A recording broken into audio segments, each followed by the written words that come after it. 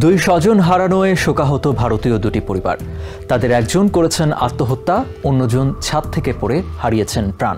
দুজনকেই নেওয়া হয়েছিল দিল্লির উত্তর পশ্চিমাঞ্চলীয় সঞ্জয় গান্ধী হাসপাতালে, কিন্তু সেখানেই শেষ হয়নি ঘটনা।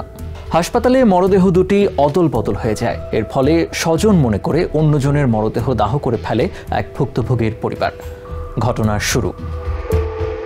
এনডিটিভি জানায়, গত বুধবার সহোদর পঙ্কজ কুমারের দুর্ঘটনার শিকার হওয়ার কথা জানিয়ে প্রদীপ কুমারকে কল করেন তার শালিকা। এ বিষয়ে প্রদীপ বলেন, আমার শালিকা আমাকে কল করে বলে ছাদ থেকে পড়ে গেছে পঙ্কজ। সে আমাকে বাড়িতে ফিরে দ্রুত হাসপাতালে যেতে বলে। একই হাসপাতালে দুজনের মরদেহ। এনডিটিভির খবরে বলা হয়, দুর্ঘটনার খবরটি পুলিশ কন্ট্রোল রুম পিসিআরকে জানানো হয় এবং দিল্লির প্রেমনগরের বাসিন্দা 40 বছর বয়সী পঙ্কজকে নেওয়া হয় সঞ্জয় গান্ধী হাসপাতালে। সেখানে মৃত্যু হয় এ ব্যক্তির। ময়না তদন্তের জন্য পঙ্কজের মরদেহ রাখা হয় হাসপাতালের মর্গে। প্রায় একই সময়ে ময়না তদন্তের জন্য হাসপাতালে আনা হয় নাংলয় এলাকার 45 বছর বয়সী ভারত ভূষণের মরদেহ, যিনি আত্মহত্যা করেছিলেন। দ্রুত দাহ করার প্রস্তুতি। ভূষণের শালক গোপী বলেন, ময়না তদন্তের আগে ও পরে মরদেহ আমাদের দেখানো হয়, তবে বাড়িতে নিয়ে লোকজনের দেখার জন্য মরদেহ উন্মুক্ত করিনি আমরা।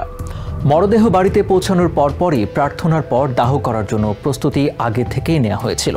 যদিও ভূষণের পরিবার তার মরদেহের পরিবর্তে পায় পঙ্কজ কুমারের মৃতদেহটি, সেটি দাহ করে ফেলে তারা। মরদেহ চিনতে না পারার কারণ। ভূষণের সঙ্গে 15 বছর সংসার করা তার স্ত্রী লতার অভিযোগ, তার স্বামীর মরদেহ দেখানো হয়েছে দূর থেকে। তারা মর্মপীড়ায় ছিলেন, যা শেষ পর্যন্ত মরদেহ অদল বদল গিয়ে থাকে। লতা আরও বলেন, কেবল আমরা চোখ দেখেছি, এখন আমার স্বামীর ছবি আমাদের দেখানো হয়েছে যে এখনও মর্গে আছে। অবহেলার অভিযোগ। পঙ্কজের পরিবার বৃহস্পতিবার হাসপাতালে তার মরদেহ আনতে গিয়ে বুঝতে পারে তাদের স্বজনকে এরই মধ্যে দাহ করে ফেলা হয়েছে। পরিবারের অভিযোগ, মরদেহগুলো সামলানোর ক্ষেত্রে হাসপাতালের মারাত্মক অবহেলা ছিল। যথাযথভাবে মরদেহ শনাক্তের প্রক্রিয়া অনুসরণ করা হয়নি। ঘটনার তদন্ত করতে স্থানীয় পুলিশের উপকমিশনার বরাবর লিখিত অভিযোগ করেছেন পঙ্কজের ভাই প্রদীপ। নিউ ইয়র্ক থেকে সম্প্রচারিত TVN 24 টেলিভিশন, বিশ্বজুড়ে বাঙালির কণ্ঠস্বর।